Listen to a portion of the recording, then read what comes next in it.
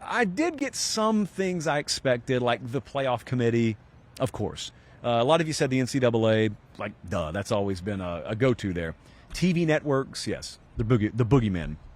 But a lot of you said like Texas. Okay. A lot of you said Georgia. All right. Ohio State. And so I'm asking myself, like, maybe with the Texas thing, I get it. With Georgia, how in the world is Georgia a villain? Or have I misunderstood you?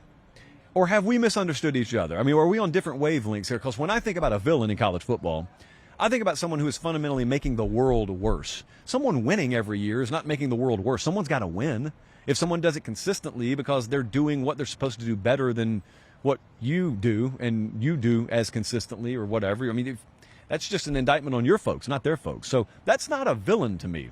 So Georgia's not a very polarizing program in my mind. They just win a whole lot because they're really good. Ohio State's the same way.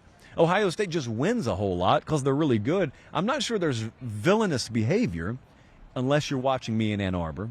I'm not sure there's villainous behavior in Columbus. Now, Texas, maybe a little bit different story because not only does Texas have that big brand, I know you guys in Austin, okay? Disproportionately, you have the least trouble telling other folks how important your brand is per capita than any other fan base in America. So if you're going to consider that villainous behavior, if Texas is the villain, not because on the play or not because of on-field play, not because of recruiting, but just because you don't like their persona, okay, I get that. But then we went broad, and a lot of you said the playoff committee.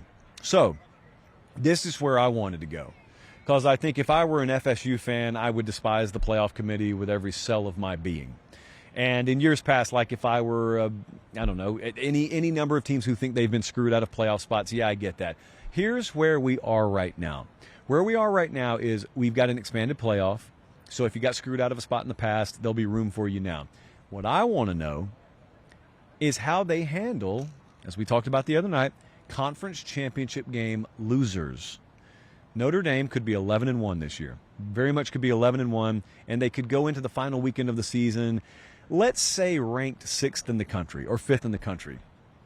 But maybe Oregon's 4th. Maybe Georgia's 3rd. But they happen to lose in conference championship game situations. Do those teams fall behind Notre Dame as Notre Dame sits with their feet up watching the game like we are? That's villainous behavior, because I don't think that's the way it should work. If you're good enough to get to a conference title game, and it's not a division world anymore. So if you're good enough, you really were one of the best two in the conference. If you can get to the conference title game and you lose that thing, and then they punish you and drop you below a team that sat at home last weekend, that's villainous behavior. Okay, so I'm still a little out to lunch on that. I'm in wait-and-see mode on that. Several of you said Deion Sanders is the biggest villain in college football. Here's what I would say to that. How has Deion Sanders acted in his time at Colorado that's different than the way he's always acted? Deion's been the most authentic person in this sport since he's been at Colorado, is what I'm trying to say. You knew what you were signing up for. Every one of us knew Deion Sanders before he took that job. So he takes the job. He does what many of you claim you want, which is he just oozes authenticity. He doesn't seem like you because his authentic self is different than your authentic self, but he's him. Okay, you can like it or not like it, but I'm saying, why would you think that's villainous? You may have a problem with how he's been covered.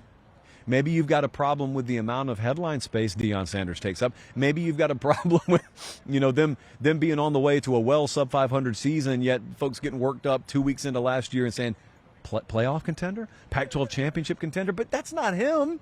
That's on the folks holding the microphone. That's not on Deion Sanders. So I think I'm playing devil's advocate a lot here. I just think the villain tag has been misplaced a little bit, if you want to call him that, when it comes to Deion Sanders. Now, here's a good one.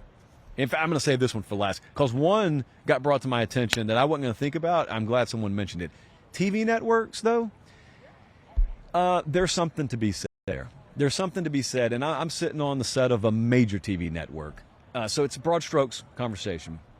And this goes beyond TV networks. It's an administrative sort of bureaucratic thing in general where the player and the fan are the last two entities that are sort of on the priority pecking order when decisions are being made. And maybe a lot of decisions are being made with the almighty dollar at the forefront, which is not new, but it just feels more and more as the inner workings of that stuff gets publicized that we take a back burner on that. I know you guys feel that way because I feel that way. And so, yeah, that, media rights deals being so hardwired that there's not wiggle room, like there's not an understanding that college football is worth what it's worth because of tradition, yet when you pay that big price tag, you don't respect the tradition. You don't understand that, hey, I know our deal says this, but maybe we should have special carve-outs so that Penn State could have their whiteout game against Ohio State or Michigan instead of just trying to figure out what's left after those hardwired network times are filled. I get it. I'm with you guys on that. You get no argument out of me. But the one that I wanted to get back to, pricing, is ridiculous. There's never been more money coming into these athletic departments. There's never been more money coming into these programs, and yet your concessions keep going up. The price of parking, if you can even get a parking pass, keeps going up. Every one of you who has been a lifelong season ticket holder knows good and well you never get an email, you never get a letter in the mail physically that says, good news, the price got reduced on you this year. And it's not because it's needed. It's not because those extra nickels and dimes are going to bridge the gap budgetarily, unless that gap has been made through irresponsible spending. It's just that they know they can do it. That right there bothers me to no end, and I don't even suffer from it like some of you do. So yes, irresponsibly high pricing, a big villain for us all, but especially in college football.